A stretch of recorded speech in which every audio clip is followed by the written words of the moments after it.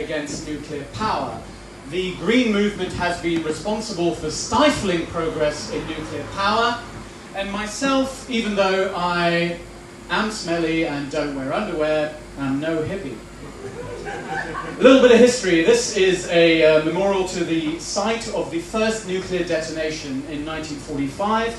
It's where 140 or so scientists and military people went to the desert and were very surprised by how incredibly powerful the explosion they witnessed was. Wouldn't be much of a human endeavor if not within 3 weeks we then dropped that similar explosion onto a city in Japan, ending World War II. Modern nuclear weapons are not 10, not 100, but 1,000 times more powerful per bomb than the bomb that destroyed Hiroshima. That's because one of them is nuclear fission, the other one is nuclear fusion. We'll talk a little bit about fusion later, but fission is basically splitting heavy atoms, and fusion is joining together lighter atoms. They're just nuclear by name. Now let's talk about electricity. Where does it actually come from? Is it magic from the wall? As most of us would like to think, well, no.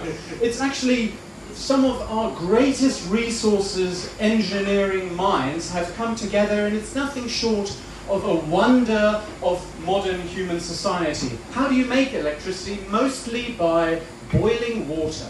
Most ways of making electricity is boiling water and blasting it through one of these, which is a steam turbine, which then attaches to a generator, which makes electricity. Then there's the grid which distributes it. Important to note is it's made just before you use it. It's like an instant thing. We have some of the biggest machines we have. This is just an example with coal. Mining coal, bringing that coal to the factory which burns the coal and releases it. All that stuff we dug up, that same mass is released into the atmosphere. China is our leader in coal power plants, more than 1,000, which means for the last 20 plus years, China has commissioned a new coal-fired power plant every 10 days. That's not planning, that's cutting the ribbon and opening. LPG, this is where US is the leader, almost 1,000. Look at the size of that boat.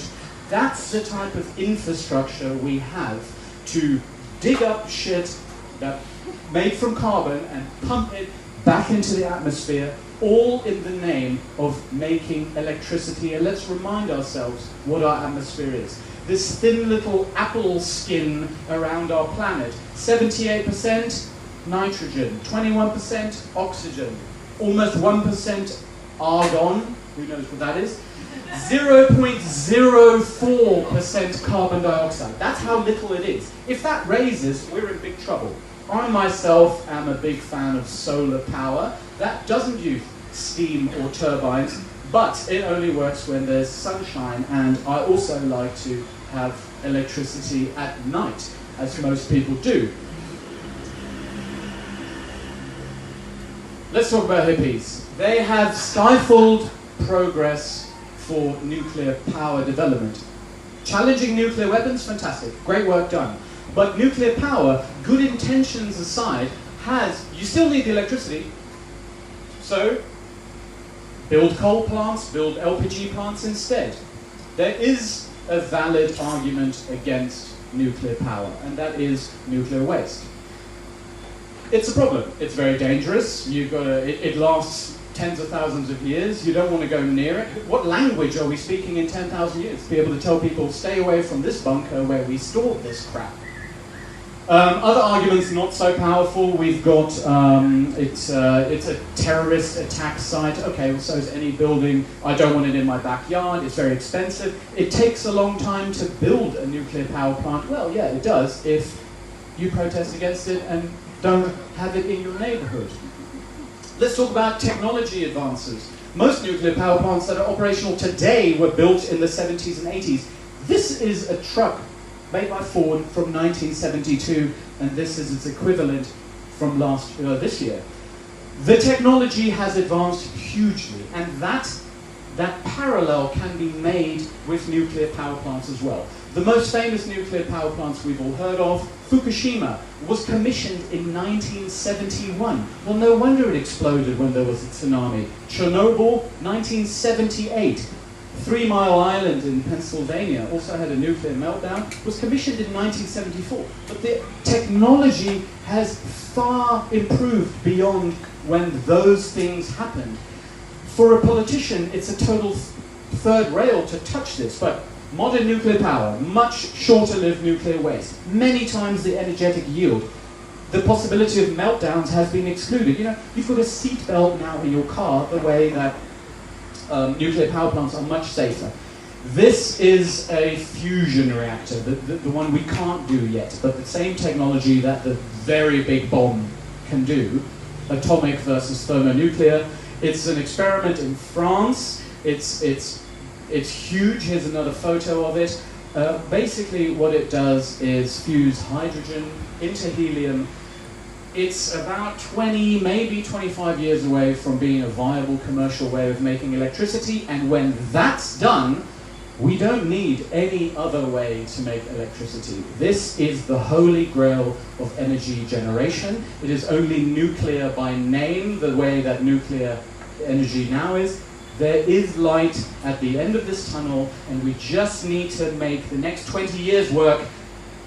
Conventional and modern nuclear fission energy needs to be part of that pie, and I hope you agree with me.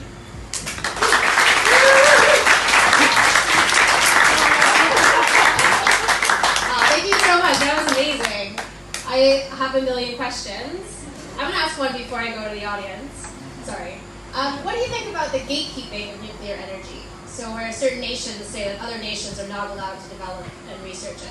Sure, and this is an important point, and this is where demonstrating against nuclear weapons, which are terrible and we should not have, does conflate with nuclear power. There's some things you need to do to nuclear fuel to make it work well as a nuclear fuel. That also makes it work well as a nuclear bomb. So, some countries that are very vocal about their destruction of other countries probably shouldn't be allowed. And there's actually only, I think, 8 countries that have nuclear weapons. And on that list, that very short list, North Korea and Pakistan and India are on that list. And I'm not sure if they can be trusted with that incredible power.